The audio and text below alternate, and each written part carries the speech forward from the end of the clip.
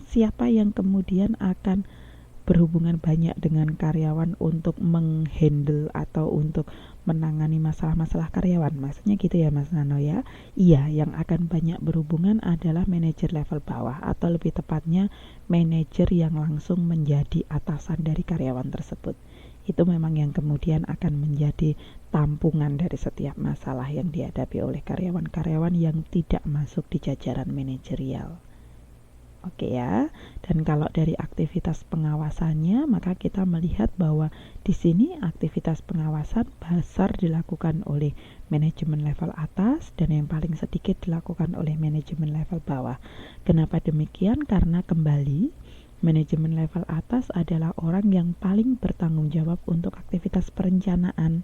Maka karena dia merencanakan, maka dia juga harus bertanggung jawab besar untuk melakukan kontrol.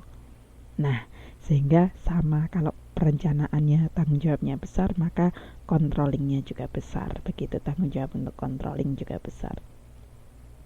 Di dalam buku Anda juga dijelaskan, nanti kalau bukunya sudah datang ada gambar semacam ini yang menjelaskan mengenai dua tipe pekerjaan, yaitu manajemen administratif dan manajemen operatif.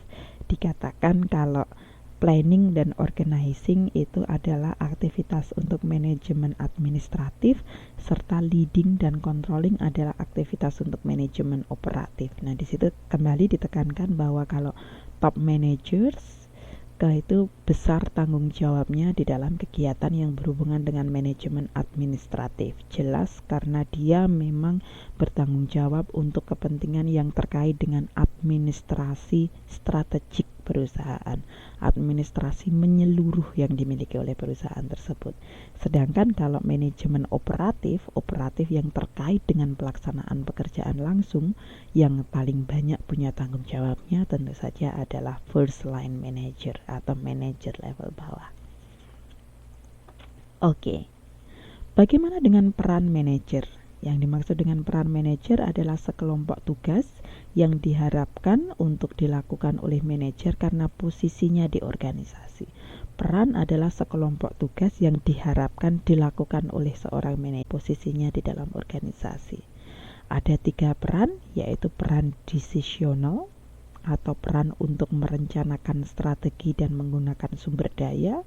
Kemudian peran informational, peran untuk mendapatkan dan menyampaikan informasi, serta juga ada peran interpersonal atau peran untuk mendampingi karyawan dan juga organisasi secara menyeluruh.